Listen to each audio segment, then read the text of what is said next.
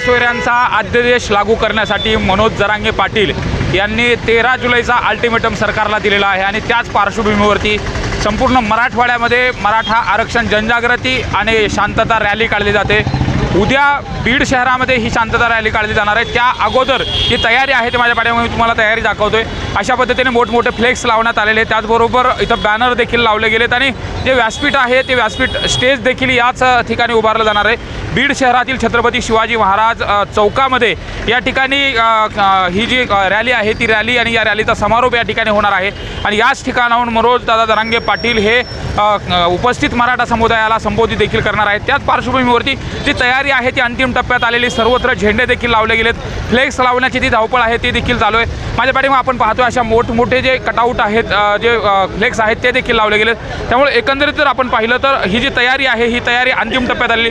नेमकी कशा पद्धतीने तयारी केली जाते आपण इथं समन्वयकांना विचारणार, काय सांगाल कशा पद्धतीने तयारी केली जाते? मराठा संघर्ष योद्धा माननीय मनोज जरांगे पाटील हे उद्या बीड शहरामध्ये येत आहेत। त्यांच्या स्वागताची जयंत तयारी या बीड शहरामध्ये झाली आहे। बीड शहर पूर्णपणे सजावट करून मनोजदादांचं भव्य दिव्य स्वागत या ठिकाणी करण्यात येणार आहे। मनोजदादा या ठिकाणाहून शांततेचा संदेश देण्यासाठी बीडमध्ये येत आहेत आणि या शांततेचा संदेश देऊन ते जनसंवाद सभेमध्ये संबोधित करणार आहेत। नेमकं कशा पद्धतीने तयारी तर तुमची अंतिम टप्प्यात आहे? कुठून ही रॅली निघणार आहे, किती वाजेपर्यंत तिथं पोहोचेल आणि संबोधनाच्या अनुषंगाने म्हणजे सभेच्या अनुषंगाने काय तयारी केली गेली? सकाळी ठीक 11 वाजता ही रॅली परमपूज्य डॉक्टर बाबासाहेब आंबेडकर यांच्या पुतळ्यापासून माळेवेस मार्गे साहित्यरत्न अण्णाभाऊ साठे चौक या मार्गे छत्रपती शिवाजी महाराज चौकात ही रॅली येणार आहे व याच ठिकाणी मराठा योद्धा मनोज जरांगे पाटील हे मराठा समाजाला संबोधित करणार आहे। येणाऱ्या 13 तारखेला राज्य सरकारला जी मनोज दादा जरांगे पाटील यांनी वेळ दिला आहे तो वेळ संपत आहे, त्याच्या अगोदरच सगळे सोयऱ्याच्या अंमलबजावणी करावी यासाठी या ठिकाणी ही शांतता रॅली व जनजागृती सभा आयोजित केलेली आहे। लोक येतील 8 ते 10 लाख लोक या सभेसाठी येणार आहेत व त्यासाठी जी काही तयारी असेल, असं ॲम्ब्युलन्स असणं, स्वयंसेवक असेल किंवा नाश्त्याची सोय असेल, पाण्याची सोय असेल, ही सगळी सोय आम्ही केलेली आहे। किती संयोजक आहेत ही सगळी रॅली शांततेत पार पाडण्यासाठी आणि कशा पद्धतीने हे सगळं नियोजन केलं गेलं? संयोजक तर संपूर्ण जिल्हा पूर्णपणे यासाठी गेले 1 महिन्यापासून झटत आहे आणि 400-500 जे आहेत मुख्य जे झटणारे लोक ते सोडून कमीत कमी 5000 स्वयंसेवक तयार झाले आहेत। 1000 ते 1500 महिला स्वयंसेवक आहेत ज्या की पूर्ण महिलेच्या सुरक्षेसाठी झटणार आहेत। तसेच काही सामाजिक ज्या संघटना आहेत किंवा सामाजिक जो व्यापारी असोसिएशन यांनी संपूर्ण टीममध्ये पूर्ण रॅलीमध्ये जेवणाची आणि फराळाची सोय केली आहे, पाण्याची सोय केली आहे। कमीत कमी 10 ते 5 लाख समाज हा या रॅलीमध्ये सहभागी होणार आहे। नेमकं हे नियोजन सगळं झालेलं आहे, परवानगीचा देखील विषय होता, काय कशी परवानगी दिली गेली, कुठल्या अटी शर्ती लागल्या? परवानगी मिळालीच आहे पण त्यांनी प्रशासनाने जरा उशीर केलेला आहे। आम्ही फार लवकर त्यांना अर्ज दिला परवानगीसाठीचा आणि त्यांनी जाणीवपूर्वक केलं आहे का काय केलं याचं आपल्याला सांगता येणार नाही, पण नक्कीच प्रशासनाकडून उशीर झालेला आहे परवानगी देण्यासाठी। परवानगी मिळालेली आहे पण त्यांनी सुद्धा ती देताना चुकीची दिली। मिळाली आणि परवानगी मिळाल्यानंतर तयारी, महिला किती सहभागी होतील आणि कशा पद्धतीने ड्रेस कोड असणार आहे, काय नेमका वेगळा संदेश देण्याचा विषय असेल?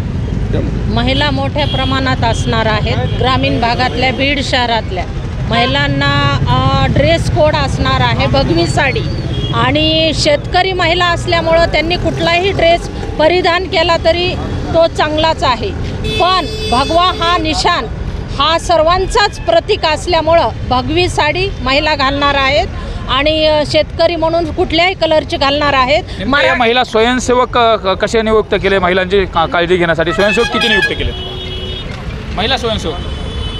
100 आपण नियुक्ती केलेले आहेत महिला आणि महिलांनी मोठ्या संख्येने उपस्थित राहावं ही विनंती करते। नेमकं काय सांगाल, कसं आव्हान असेल? एकूणच ही सगळी तयारी गेल्या 8-10 दिवसापासून सुरू आहे आणि या अगोदर बीडमध्ये इशारा सभा झाली होती, त्यातून महाराष्ट्र आणि राज्य सरकारला इशारा देखील दिला गेला होता आणि त्याच पार्श्वभूमीवरती 13 तारखेला अल्टिमेटम संपतोय आणि उद्या आपल्या इथं ही रॅली होती, शांत रॅली, काय सांगाल? सरकारने जी वेळ मागून घेतली होती 1 महिन्याची, त्याची तारीख 13 तारखेला संपत आहे पुढच्या आणि जरांगे पाटलांनी त्या ठिकाणी मराठवाड्यातील 8 जिल्ह्यामध्ये त्या ठिकाणी मोठ्या प्रमाणात रॅलीचं आयोजन केलं होतं। आपण पाहिलं होतं की सगळीकडे नांदेड असेल, परभणी असेल, हिंगोली असेल, मात्र बीड या अगोदरच्या आंदोलनात केंद्रबिंदू राहिला आहे, काय वेगळे पण असेल बीडचं? यावेळेस देखील जी काही गर्दी ज्या ठिकाणी जेवढ्या जिल्ह्यात झालेली आहे त्यापेक्षा नक्कीच खूप मोठ्या संख्येने या ठिकाणी गर्दी राहणार आहे। खूप मोठ्या संख्येने या ठिकाणी समाज बांधव एकत्रित येणार आहेत आणि एक शिस्त दिसणार आहे या ठिकाणी। स्टेज आणि व्यासपीठ कशा पद्धतीने पद्धतीने असेल? किती वाजता बरोबर मनोजदादा बोलायला सुरुवात करतील? स्टेज आपण पाहतो या समोरच्याच महाराजांच्या पुतळ्याच्या समोर असेल आणि महाराजांच्या पुतळ्याच्या कमीत कमी 2 फूट खाली दादाचं चेहरा येईल अशा पद्धतीचं नियोजन आहे. स्टेज आम्ही गाडीत तयार केलेलं आहे आणि गाडीतून दादा सगळ्या त्या समोरच्या सगळ्या पब्लिकला संबोधित करणार आहेत आणि साधारणतः आमचा प्रयत्न इथं 11:30 ते 12पर्यंत दादा बोलतील असं आमचं नियोजन आहे. लाखो लोक इथे येत आहेत. पार्किंगची काय व्यवस्था केली गेली? त्याचबरोबर वैद्यकीय कक्ष असेल, पाणी, आणि तसं पाहिलं तर पावसाचे दिवस आहेत, काय नेमकी वेगळी काळजी घेतली? पार्किंगची व्यवस्था तर जे परळी साईडने केस साईडने जे गाड्या येणार आहेत त्यांचं माने कॉम्प्लेक्स परिसरात पार्किंगची व्यवस्था केलेली आहे. त्यानंतर केली गेली सगळी एक साधारण 4 ठिकाणी 4ही बाजूने जे रस्ते आहेत 4 ठिकाणी बीड शहराच्या बाहेर पार्किंगची व्यवस्था केलेली आहे. नेमकी अडचण काय होती परवानगीच्या अनुषंगाने? आता परवानगी मिळाली आणि उद्या रॅलीसुद्धा होणार आहे, नेमकं कशा पद्धतीने? अडचणीचा विषय असा होता की आम्ही ज्या तारखेला आम्ही दाखल केली होती त्या तारखेपासून परमिशन मिळेपर्यंत वेळ लागला होता आणि आम्हाला परमिशनही लिगली मागायची होती. पण जर प्रशासनानं जर इथल्या राजकीय पुढाऱ्यांना काही हस्तक्षेप केला असता तरी आम्हाला यावेळेस आव्हान देऊन ही रॅली शांततेत पूर्ण करायची होती आणि करून दाखवायची होती. उद्या किती लोक येतील? तरुणाईंचा कशा पद्धतीने सहभाग असेल आणि हे सगळं नियोजन कसं करतात? उद्या आम्ही गावगाड्यातून सर्व समाजाला आव्हान केलेलं आहे इथं जमायचं आहे. कारण मधल्या काळात निवडणुकीच्या काळात समाजामध्ये भयभीत वातावरण केलं होतं की मराठा समाज एक झाला आहे आणि उद्या ह्यांच्यापासून तुम्हाला त्रास होईल. पण गावगाड्यामध्ये सर्व छोट्या जातीचे सर्व इतर धर्माचे लोक आम्ही छोटा भाऊ म्हणून उद्या शांततेच्या मार्गाने त्यांना शांतीचा संदेश देणार आहोत.